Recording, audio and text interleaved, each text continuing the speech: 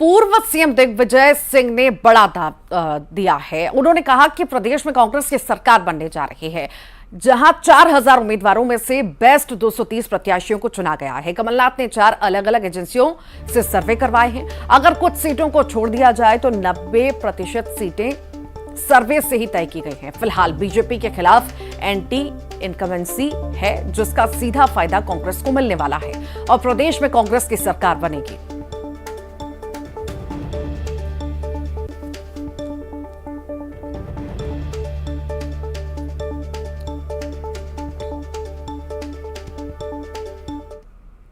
MP में सपा और कांग्रेस के गठबंधन पर कई सवाल उठ रहे हैं। कांग्रेस के साथ ही समाजवादी पार्टी ने भी राज्य में कई सीटों पर उम्मीदवार उतार दिए हैं। सपा प्रमुख अखिलेश यादव और एमपी कांग्रेस के चीफ कमलनाथ एक दूसरे के खिलाफ बयानबाजी भी कर चुके हैं। अब यूपी में सपा के प्रदेश अध्यक्ष नरेश उत्तम ने कहा कि ऑल इज वेल, हम इंडिया गठबंधन के साथ हैं और हम अपना गठबंधन धर्म निभाएंगे। 2024 का चुनाव मिलकर चुनाव लड़ेंगे।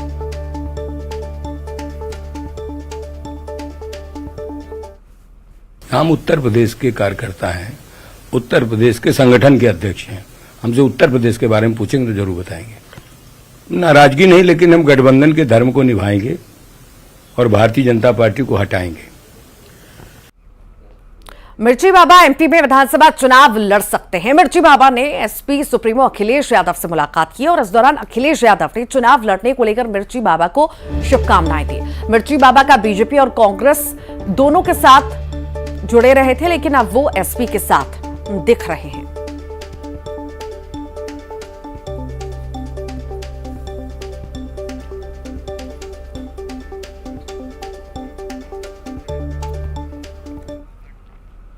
आदिवासी बहुल बालाघाट जिले में मतदाताओं को मतदान के प्रति जागरूक करने के उद्देश्य से जिला प्रशासन लगातार अलग अलग नवाचार कर रहा है और इसी क्रम में जिले के वारासिवनी विधानसभा के नरोड़ी गांव में उस समय लोग आश्चर्यचकित रह गए जब वहां की रिटर्निंग अधिकारी कामिनी ठाकुर बैलगाड़ी पर सवार होकर पहुंची। उनके हाथों में मतदान करने के लिए प्रेरित करने वाले स्लोगन लिखी तख्ती साफ बता रही थी कि लोकतंत्र में हर एक मतदाता का महत्वपूर्ण योगदान होना चाहिए। अनुभाग का पूरा अमला बैलगाड़ी पर ही सवार होकर पहुंचा था। इस दौरान बैलगाड़ी की आगे आगे बांसुरी और डुगडुगी बजाते हुए साजिंदे चल रहे थे। टाइगर रिजर्व के गेट पर हम लोग मतदाता जागरूकता कार्यक्रम कर रहे हैं। इसमें हमारे सभी बैगा भाई बहन और जिप्सी एसोसिएशन के लोग, फॉरेस्ट के लोग, दूसरे दूर दराज गाँव से आए हुए लोग प्रतिभागी हो रहे हैं। मेरे 2 अपील सभी लोगों से रहेगी। पहला, आयोग ने अभी अधिसूचना जारी करके मतदान का समय 7 बजे से 3 बजे तक बैहर विधानसभा में किया है। लोग बढ़ चढ़ के आए और मतदान 17 तारीख को मतदान की प्रक्रिया में भाग लें, एक महोत्सव की तरह इसको सेलिब्रेट करें। दूसरा, मेरी अपील सभी लोगों से रहेगी, मतदाता पर्ची कोई आधार नहीं है। आयोग ने बहुत सारे डॉक्यूमेंट्स बनाए हैं जिसके आधार पे आप उस दिन मतदान कर सकते हैं। तो ये मैसेज गांव-गांव तक जाने के लिए मैं सभी से अपील करूंगा। जबलपुर का ऐतिहासिक पंजाबी दशहरा आज मनाया जा रहा है। गौरीघाट के आयुर्वेदिक कॉलेज ग्राउंड में मनाए जाने वाले इस पंजाबी दशहरे में एक दिन पहले ही रावण और कुंभकर्ण के पुतलों का दहन होता है। पंजाबी हिंदू एसोसिएशन पिछले 70 सालों से इस परंपरा को निभा रहे हैं।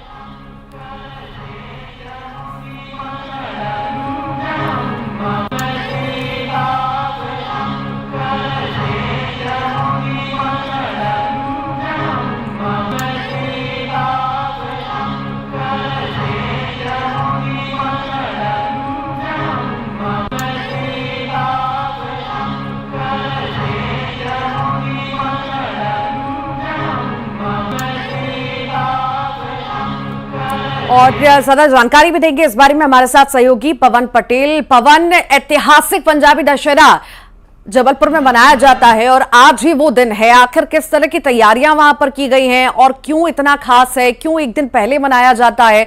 70 सालों से परंपरा चली आ रही है, विस्तार से बताइए।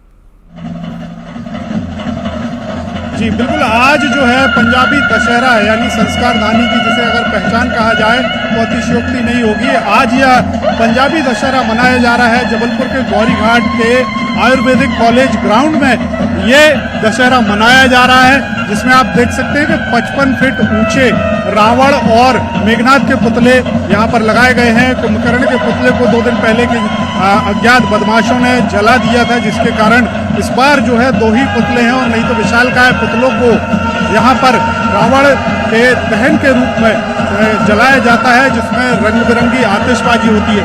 इसके साथ ही जो कार्यक्रम होता है उसमें सांस्कृतिक प्रस्तुतियां भी यहाँ पर होती हैं, जो आप तस्वीरों में देख सकते हैं कि यहाँ पर श्याम बैंड की प्रस्तुति चल रही है। गीत संगीत के साथ, रंगारंग कार्यक्रमों के साथ यह पंजाबी हिंदू एसोसिएशन द्वारा आयोजन किया जाता है। मेरे दूसरे तरफ आपको दिखा दूं, यह अशोक वाटिका बनी हुई है, जहां से अभी कुछ ही देर में भगवान श्री राम की पालकी निकलेगी, जो पुतलों के पास पहुंचेगी और फिर वहां पर रावण दहन की जो परंपरा है, जो सनातनी परंपरा है, बुराई पर अच्छाई की जीत का जो प्रतीक माना जाता है दशहरा पर्व, वह मनाया जाएगा। जब पुतलों को जलाया जाएगा तो रंग बिरंगी आतिशबाजी होगी, पटाखे पूरे आसमान में गूंजेंगे, रंग बिरंगी रोशनी से पूरा मैदान जगमग हो उठेगा। और इस आयोजन को देखने के लिए न सिर्फ जबलपुर बल्कि आसपास के कई जिलों से और दूसरे शहरों से भी लोग यहाँ पहुँचते हैं। तो यह एक विशेष आयोजन है जो संस्कारधानी की पहचान बन चुका है और इस आयोजन को मनाने के लिए दशहरा के 1 दिन पहले यानी नवरात्रि की नवमी को मनाया जाता है, ताकि ज्यादा से ज्यादा लोग इस आयोजन में शामिल हो सके। बहुत बहुत शुक्रिया पवन जानकारी साझा करने के लिए। नवरात्रि के इस मौके पर मुख्यमंत्री शिवराज सिंह चौहान ने अपने सीएम हाउस पर कन्या पूजन किया, बेटियों पर पुष्प वर्षा की, पत्नी के साथ बेटियों के पांव पखारे, उनकी पूजा अर्चना की और अपने हाथों से भोजन कराया, फिर उनका आशीर्वाद लिया। इस दौरान भोपाल शहर के 6 बीजेपी प्रत्याशी मौजूद रहे। ये 5 तस्वीरें आपको दिखा रहे हैं। तो वहीं ग्वालियर की तस्वीर आपको दिखाते हैं। मांडेर की माता इलाके में शमी पूजन के लिए ज्योतिरादित्य सिंधिया पहुंचे। रियासतकालीन की पोशाक में तलवार लेकर सिंधिया पहुंचे और इस दौरान सिंधिया के साथ युवराज उनके बेटे भी मौजूद रहे। जय हो महाराज। वहीं इधर छिंदवाड़ा में सांसद नकुलनाथ अपनी पत्नी के साथ शिकारपुर में कन्या पूजन करने पहुंचे। इस दौरान नकुलनाथ ने कन्याओं के पैर भी पखारे और कन्याओं को भोजन भी कराया। पीछे रखिए ना।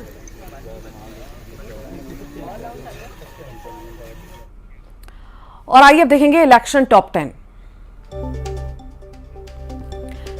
एमपी के प्रचार के रण में उतरेगी बीजेपी की टॉप लीडरशिप। पीएम मोदी और अमित शाह करेंगे road show. JP Nadda, Rajnath Singh और गडकरी समेत तमाम बड़े नेता रहेंगे मौजूद।